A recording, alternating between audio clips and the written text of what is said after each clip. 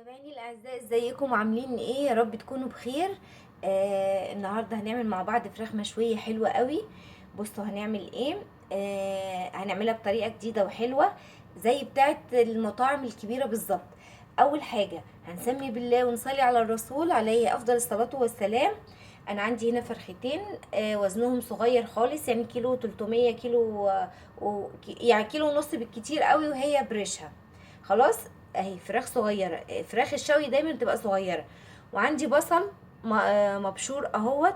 وعندي طماطم مبشوره. خلاص. اول حاجه هجيب عندي، هجهز التتبيله بتاعتي اهو. هجيب عندي بصل، هحطه وانزل عليه بطماطمايه. قبل ما انزل عليه بالطماطم، هنعمل التركايه الحلوه بتاعته، اللي هو هنعمله بالملح والفلفل. هنحط عليه كده شويه فلفل اسود وشويه ملح. خلاص. وندعكهم، وبعد كده ننزل بالباقي. الخطوه دي خطوه دعك البصل دي بتفرق جدا في الطعم. بصوا اهي ريحتها تطلع كده، والبصلايه تدعك بالفلفل الاسود كده وبالملح. وبعد كده هنزل بالطماطم المبشوره بتاعتي. خلاص. اهو. اغسل ايدي. هاجي بقى بعد كده، انا حطيت الطماطم والبصل والفلفل والملح. هنحط ايه تاني؟ عندي كيس البهار اللي هو بتاع المشويات الجاهز دوت. هناخد كيس نحطه. خلاص. ادي كيس البهار اهو. وعندي معلقه من العسل. مفيش عسل مش متاح نحط سكر. اهي معلقه عسل ابيض. خلاص. بتديها طعم حلو قوي ولمعه حلوه، بتخلي الفراخ بتاعتنا مسكره. خلاص. وعندي شويه من الزيت. وعندي عصير ليمونه. خلاص. دي خلطه الشوي دي جباره، بجد جباره.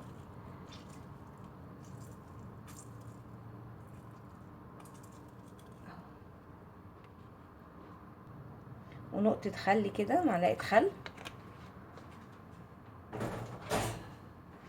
واقلب بقى الخلطه دي كده كويس قوي.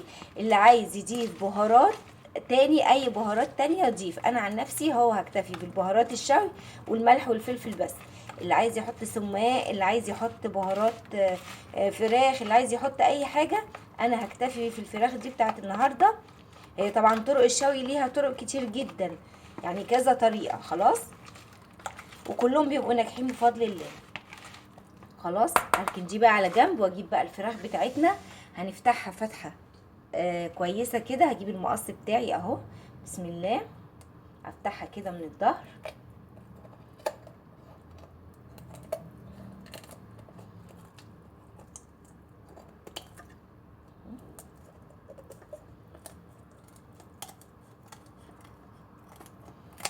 افتحها كده اهو.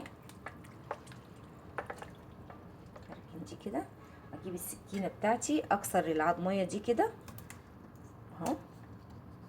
خلاص. عشان اعرف اتعامل معاها. وهجيب بقى ايه، هفتح الورك بتاعي كده. هعمل له فتحات كده عشان خاطر التتبيله دي توصل للعظم، والفراخ بتاعتي تطلع مستويه وزي السكر. خلاص اهو. هعمل فيها فتحات كده من كل ناحيه. خلاص. عايزين نفصلها عادي نفصلها، مش عايزين نفصلها براحتنا. خلاص. هندوس على اي عضمايه هنلاقيها كده هندوس عليها. خلاص. هعمل برضو فتحات من عند الصدر. همسك الصدر بتاعي كده.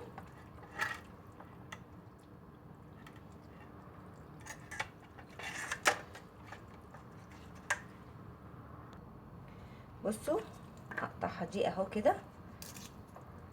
ممكن نعملها على نصين.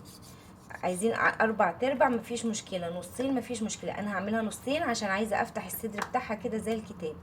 خلاص اهو كده اهو. هجيب الصدر بتاعي كده، هفتحه كده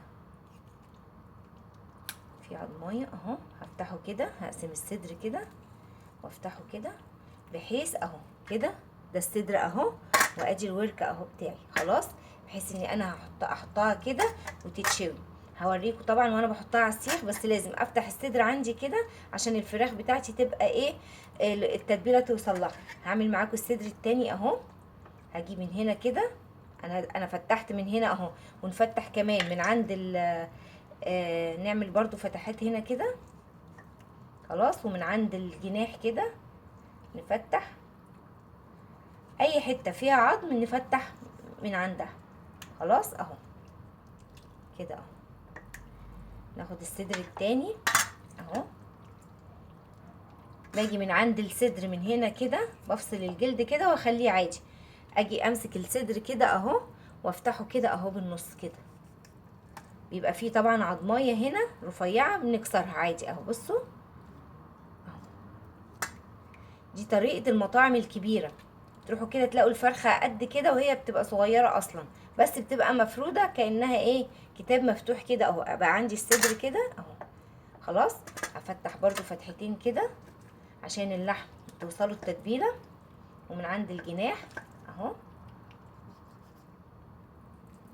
اهو كده خلاص، بقت جاهزه عندي اهو خلاص. وادي من عند الورك اهو. هعمل معاكم التانية برضو عشان تشوفوها اهو. هفتحها كده من الظهر اهي يا حبايبي، قسمتها اتنين اهو. هاجي الصدر بتاعي اهو كده اهو، افصل الجلده دي كده ونخليها موجوده عادي، بس نشيلها عشان خاطر ايه. وادي الصدر بتاعنا اهو اهو، هفتحه كده اهو، بقى عندي زي الكتاب اهو. بصوا بقى عندي عامل ازاي الصدر اهو خلاص. هفتح برضو فتحتين كده من هنا اهو، ومن عند الجناح، وادي الورك اهو فتحناه تانية اهو.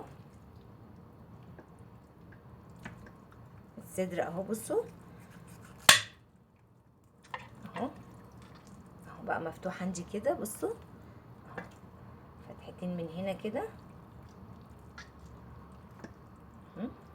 من عند الجناح الورك. نعمل فتحات بس صغيره كده، بحيث هي كده كده الفرخه صغيره فما بتاخدش سوا، بس عشان خاطر اللحم كله يشرب من التتبيله بتاعتنا خلاص اهو. هاخدهم بقى كده، اجيب بقى حاجه وايه واحط فيهم الفراخ دي. بصوا يا حبايب قلبي، هجيب عندي اهو ادي الفرخه بتاعتي اهو، هدعكها كويس قوي كده اهو. التتبيله بتاعتي هدعك كده تحت الجلد من عند الورك والصدر كده، والتفتحات اللي انا فتحتها دي هحط فيها واقفل عليها الجلد اهو. واجي بقى عند ايه، الكتاب اللي انا فتحته ده برضو اهو، هحشيه كده كده اهو، واحشي بقى كده ايه الفرخه كلها تتغرق كده ايه بالتتبيله بتاعتي دي خلاص اهو. اجيب النص التاني برضو نفس النظام، احشي تحت الجلد كده وفي الفتحات اللي احنا فتحناها اهو، واقفل الجلد عادي كده مفيش اي مشكله. واجي بقى الناحيه التانية، واجي بقى عند الكتاب اهو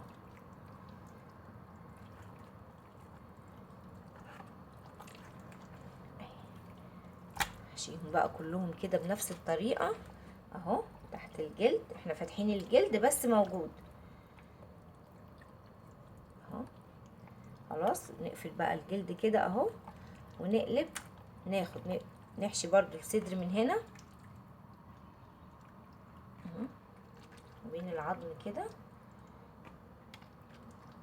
عايزين بقى نعمل التتبيله دي من بالليل ونسيبها كده مفيش مشكله، هيكون افضل. مستعجلين عليها هنعملها ونسيبها ساعه او ساعتين كده في التتبيله دي تشرب منها، وبعد كده هنحطها في الشوايه بتاعتنا. مفيش شوايه عادي مفيش اي مشكله، هنحطها على شبكه في الفرن ونشويها. دي تتشوي على الفحم وتتشوي في الفرن وتتشوي على البوتاجاز كمان من فوق، يعني مفيش حاجه بفضل الله تقف معانا، بنمشي نفسنا باي حاجه خلاص. كده خلصت التتبيله بقى اهو، هركنها بقى كده وبعد كده هنشوف هنعمل فيها ايه. التتبيله بقى الخلطه اللي عندي دي هنزل بقى عليها كده كلها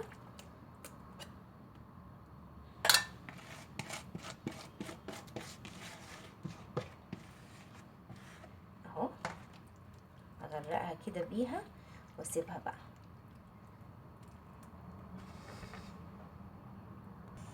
بصوا يا حبايبي انا رصيت الفراخ بتاعتي على الشوايه اهو، وهدخلها بقى الفرن اهو. هقفل عليها جامد وادخلها بقى، احط صينيه تحتيها ميه مغليه عشان البخار يسوي لي الفراخ بتاعتي.